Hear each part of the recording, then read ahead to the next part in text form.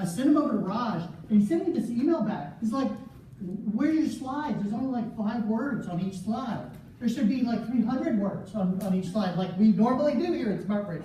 So I don't do it that way. So if I say something interesting, you know, I would expect that you would write some notes about that interesting thing. So we're gonna plow through and talk a lot about digital transformation. In the last quarterly meeting, we essentially said we're starting this new practice, and it's called digital transformation. And we kind of left it at that. You know, we didn't really go into a lot of detail because, frankly, we didn't have a lot of detail.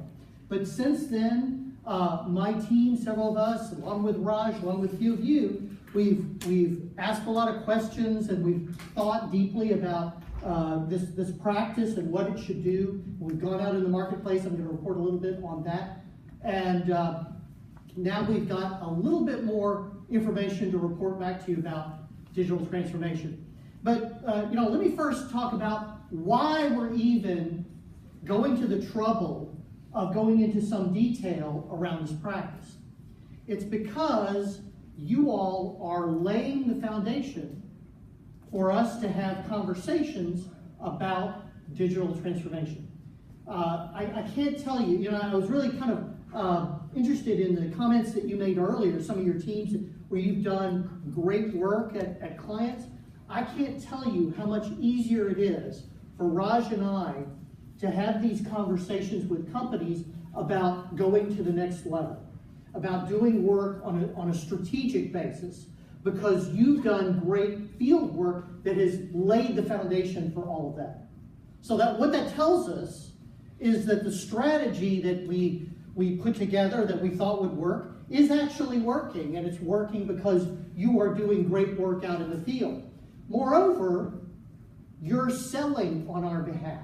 You probably don't consider yourself a salesperson, but everybody in this room, to an extent, is selling because you're communicating to clients. And what we want to try to do in going into a little bit of detail about what the digital transformation practice is to get you familiar with, accustomed to the conversations that we eventually want to have.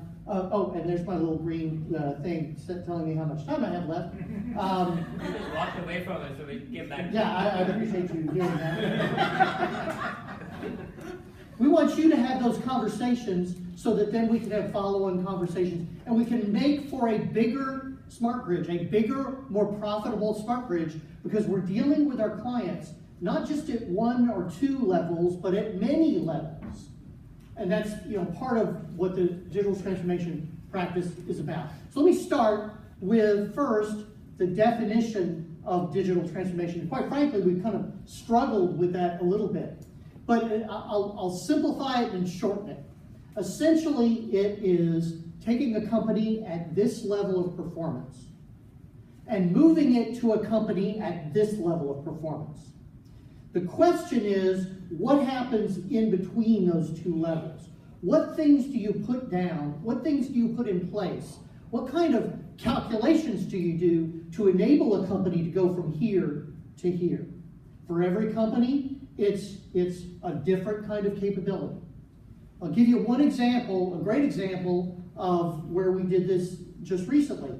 JB Poindexter is a longtime client that Smartbridge has typically dealt with.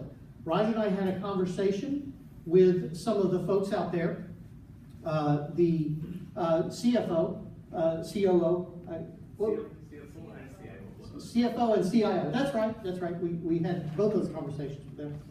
And they're a company that makes specialty trucks, UPS trucks and FedEx trucks and little snack trucks and all that. I don't know if they make food trucks. I wanted to ask them, but I didn't. So they built an amazing business, almost $1 billion, making these specialty trucks. They're based here in Houston. They bought up 30 different companies that do this kind of work, and they put a financial lasso around them. Now it's time to think about taking those 30 disparate companies that operate as 30 autonomous companies and start to achieve synergies across them, synergies in the supply chain, in operations, and product development. That's going to require taking their data and lifting it up, doing analysis on that data, and figuring out how to operate that company as a coordinated whole. When you do that, you take that company from this level of performance to that level of performance. Like I said, it's a different conversation for each company, but it all involves some similar kinds of ingredients. It involves good, health and hygiene around data. It involves modeling, building models. Jason just showed us some kind of amazing technology for building these models that can run very, very fast and can work on these inconceivably large kind of problems. Those kinds of technologies are the kinds that we're going to have to bring to bear on some of these projects that fall under the banner of digital transformation. So just kind of the state of the practice at the moment is that we're sort of in these sort of formative stages. We're going to kind of go live, if you will, maybe toward the end of the year with digital transformation fully. Now, that doesn't mean we're not already going to market. Of course we are. It doesn't mean we're already doing projects. Of course we are. But sort of the official launch, everything's fine. We're hoping to get that done as quickly as possible, somewhere around the end of the year. I mean, there's kind of these markers that we're building to say, okay, what does it take to that we check all the boxes and we say we've got a complete practice. So we're working on that. I mean, that's involves interval reporting, and that means we've got a good definition, that we've got a good PowerPoint set of slides that describe digital transformation. Makes my spine tingle. But we've got all these things in place, and so we're kind of steadily working on a lot of those. So what we're doing is we're sort of putting together design notes. We're essentially stepping back and saying, how do we design this perfect practice that we call digital transformation? What do we think about? So, one of the things that we think about is the skills inventory. What kind of skills do we need to put together to bring to bear, and how do we sort of borrow from some of the other practices? What's the right technology stack? So that's been a lot of the consideration. Again, people like Jason, coming in, talking to us about NVIDIA and one of those DGX ones. I think we ought to use a DGX one for the Grillmaster project, I think, for FRG, that we can compute exactly when to put those chickens on that grill, man. Right down to the 0.0001 second, put that chicken on the grill. That would be an amazing proof of concept. Anyway, we'll talk about that later. We're also thinking about, what's the competition? What's the competition for digital transformation? There's a company out there called Cognizant that I've kind of got my eye on that are working in some similar areas. There probably are some other competitors of ours. We can't just say that we're on this planet all by ourselves. Lots of other companies are trying to hijack this term called digital transformation for themselves and redefining it. I'd like to say that Smartbridge is going to come up with its own definition of digital transformation and its own sort of brand and flavor of digital transformation, and we've only got a short window to do that before other competitors start to sort of jump in that space, and all the other big companies are doing that. IBM and GE are all talking about digital transformation and are claiming that they can do all that. We're also focused a lot on the selling side, how we sell digital transformation, which also means how we kind of communicate what that means to the marketplace. We're working really hard on that, but certainly one of the things that we're trying to do is this thing called the lecture series. You may have heard us talk a little bit about that in the past, where we go to companies and we start talking about key technologies that they need to be thinking through that have real practical applications. Things like blockchain, things like game theory, things like machine learning. A lot of our clients are kind of mystified by some of these terms and don't fully grasp them, and certainly don't know how to apply them. We could be their partner in applying some of those technologies because we understand them well. And we spend a lot of time trying to understand them and trying to understand this application, draw this line between what that technology does and what it consists of and the practical application of it in their particular company. I think that's where we're attempting to position ourselves. We also think a lot about what kind of partnerships that we should be having out there. Again, I'll go back to NVIDIA. You know, that is a partnership that we have. Jason gave me a golf shirt, so I consider that a partnership already installed there.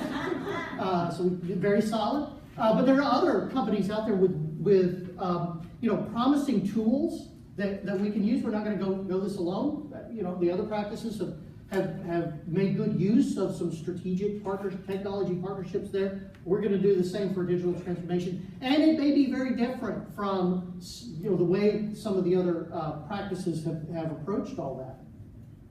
We're also going to be an active R&D player.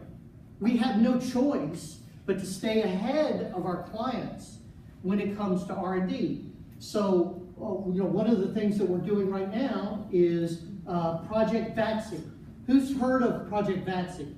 So some of you have not heard of it. I've noticed people who are not on the project have not heard of it. What famous ancient Sanskrit text was written by this person by the name of Vatsyayana? This is my own trivia. Yes, right. We had a discussion about that, right? Yes, what's the name of the book? The Kama Sutra. I would suggest you all read it. It's got some really interesting tips, mostly about cryptography, but there are a few other things thrown in there too. But anyway, this was an ancient text, and it was the first introduction of the cipher. This gentleman who wrote this book created the first cipher, a mapping between a bunch of letters and turning that into another bunch of letters. So we said, let's be cool and name the project Project VATSI. What this project is going to do is the first that we know of in the industry, which is linking J.D. Edwards to the blockchain. So think about that for a minute. So you've got J.D. Edwards and all its internal functions and how it drives the back office of the business. What if those transactions were mirrored onto a blockchain? What if you were part of a trading ecosystem, say Port of Houston, and the requirement of the port is, in order for you to do business there, to run a ship in there, do an inspection, is that all of your transactions were registered on a blockchain.